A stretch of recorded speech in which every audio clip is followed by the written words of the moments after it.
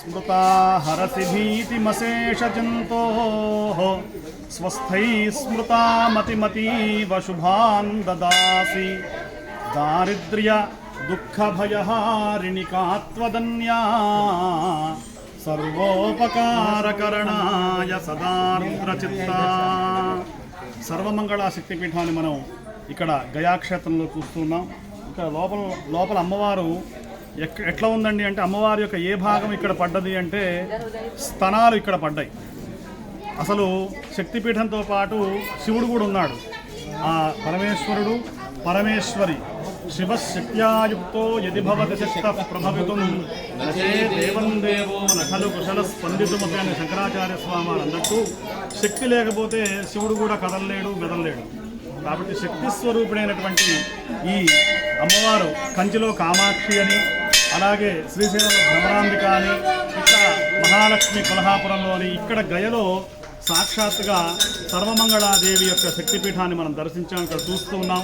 అమ్మవారి యొక్క స్తన్యాల గురించి మనకు లలితా సహస్రనామంలో కానివ్వండి, సౌందర్యలహరిలో కానివ్వండి చాలా చోట్ల వస్తూ ఉంటుంది. ఎందుకండి ఆ స్తనాల గురించి, అమ్మవారి యొక్క వాటి గురించి ఎందుకంటే కుచభారం అని చెప్పి ఎందుకు చెబుతారంటే, లోకం మొత్తం కూడా పోషింపబడాలి అంటే పోషక స్థానాలు తల్లి యొక్క పాలే శిశువుకి ఆహారం. కాబట్టి ఈ జగత్తులో ఉన్నటువంటి సర్వప్రాణులకి ఆహారం ఎట్లా లభిస్తుంది అంటే తల్లి యొక్క పాల ద్వారానే లభిస్తూ ఉంటుంది. కాబట్టి అటువంటి స్తన్యములు పడినటువంటి ప్రదేశం, పక్కన శివలింగం కూడా ఉన్నటువంటి ప్రదేశం, చాలా అద్భుతమైనటువంటి శక్తిపీఠాన్ని మనం ఇక్కడ దర్శించాం.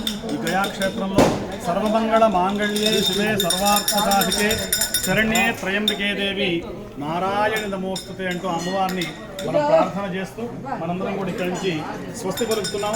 ఈ గయాక్షేత్రం నుండి మా రామకృష్ణ గారు, పావని గారు, కవిత గారు, అట్లాగే కామేశ్ గారు, సంతోష్ గారు అందరం కూడా అమ్మవారి దర్శనం చేసుకొని ఇక్కడి నుండి మనం బయలుదేరుతూ ఉన్నాం. హర నమ పార్వతీ హర హర జై బోలో జగదంబ విశ్వపాలిని మాతా కీ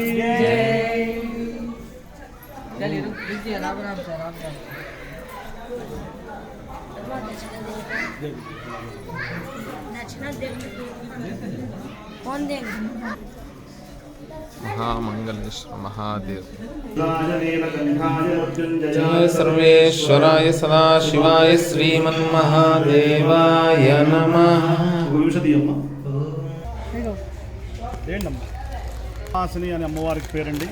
ఇక్కడ అద్భుతంగా రామకృష్ణ గారు కదంబ వృక్షాన్ని మనం వీక్షిస్తూ ఉన్నాం.